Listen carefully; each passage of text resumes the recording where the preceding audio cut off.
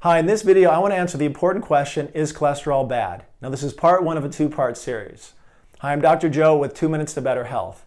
So we see a blood vessel, looks healthy, and then we see one here not so healthy. This one's full of fat and cholesterol, and we might look at that and say, well, of course cholesterol is bad, right? That may not exactly be true. Let's look a little bit further into it. Let's figure out what is cholesterol. It's a waxy fat-like substance that's found in all cells in your body. It's basically needed for making hormones like sex hormones, vitamin D production, digesting foods because it produces bile acids, and protective cell membranes for all cells. So it's in part of all cell membrane structure, very important for proper health. So if cholesterol is in all these things that are very important for the body, is it bad? Probably not, but then we see the coagulation of it in the arteries, that looks bad. So we get confusion, and that's why so many people say cholesterol is bad.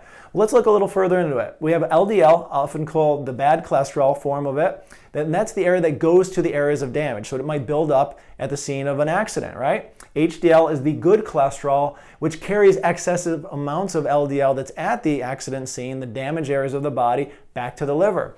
So ultimately, we need a certain amount of cholesterol for good health, about 3,000 milligrams a day, and it's estimated that roughly 75% should come from the liver, 25% from the food you eat, and the more food you eat with cholesterol in it, the less your body will have to make, because you need the 3,000 milligrams. Important to understand that, because an egg, for instance, has 200 milligrams of cholesterol in it, and you would need about 15 of those to eat 3,000 milligrams worth a day. So therefore, if you did, your body wouldn't have to make any cholesterol. And if you ate beef, you'd need roughly 7.5 pounds to equal 3,000 milligrams. An awful lot of beef. We're never going to eat that much in a single day, I'd say, for most people. So if that's the case, then why is eating those things bad, and why are we told not to eat them? Well, it's important because often we're blaming the beef and the eggs for the high cholesterol when the body is making it if we don't eat it. So it's important to look a little further into it. We have two things here. We have an accident scene with police and fire trucks and ambulance, and over here we have none of them. So if we have none of those things, and we were to look at police and fire trucks and ambulances like cholesterol, then over there we would have a low cholesterol situation. There's none there, and the traffic is flowing, right?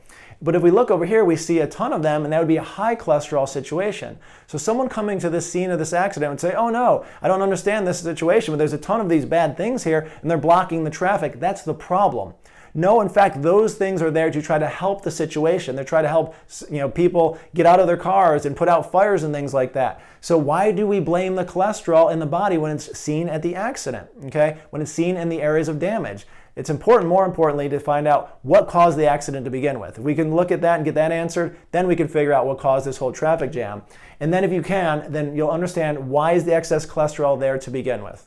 Very important analogy. If you can understand that, you'll realize that cholesterol may not be as bad as we often think it to be.